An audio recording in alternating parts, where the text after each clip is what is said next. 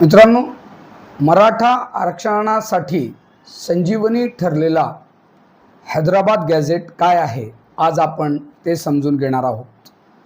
आपल्याला माहीत आहे की मनोज जरांगे पाटील यांनी मराठा समाजास आरक्षण मिळावे म्हणून आंदोलन सुरू केले आणि मराठा समाजाचा मागासलेपणा हा हैदराबाद गॅझेटनुसार ठरवण्यात यावा अशी त्यांची मागणी होती।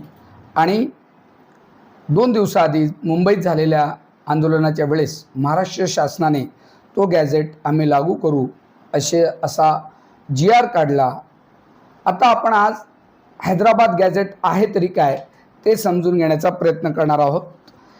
1918 मध्ये निजामशाही काळातील हा अधिकृत सरकारी प्रकाशन असून तत्कालीन निजाम सरकारने मराठा समाज जरी बहुसंख्येने होता निजामशाहीमध्ये, तरी त्याचा मागासलेपणा बघता त्यांना शिक्षणामध्ये आणि सरकारी नोकऱ्यांमध्ये आरक्षण दिले होते। आता आपण थोडक्यात समजून घेऊया।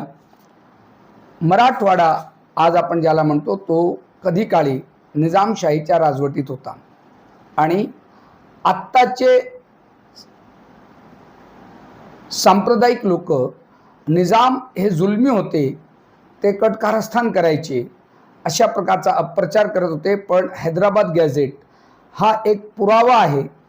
त्यामध्ये असं सिद्ध झालेलं आहे की निजाम राजवटीमध्ये मराठा हे बहुसंख्येने होते, शेतकरी होते, शेतमजूर होते, पण त्यांचा सरकारी नोकऱ्यांमध्ये आणि शिक्षणामध्ये मागासलेपणा होता हे त्यावेळेस सिद्ध झालं।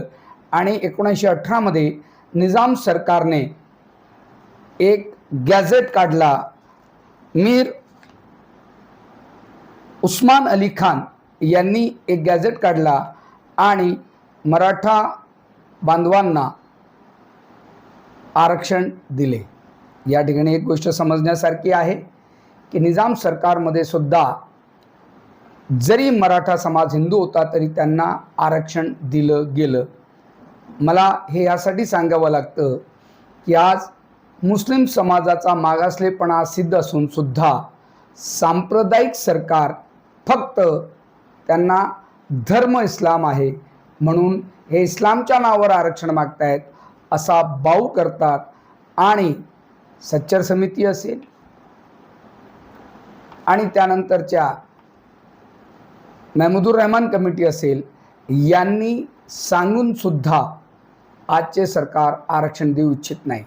फक्त एका गोष्टीला मी निष्कर्ष काढतो आणि थांबतो की सरकारला जेव्हा एखाद्याला द्यायचे असते तेव्हा स्वातंत्र्यापूर्वी निजाम काळातला एखादा गॅझेट वापरून सुद्धा देता येते आणि जेव्हा हिसकवायचे असते, अन्याय आणि अत्याचार करायचा असतो, तेव्हा नवीन कायदा करून ते बदलता येते। धन्यवाद।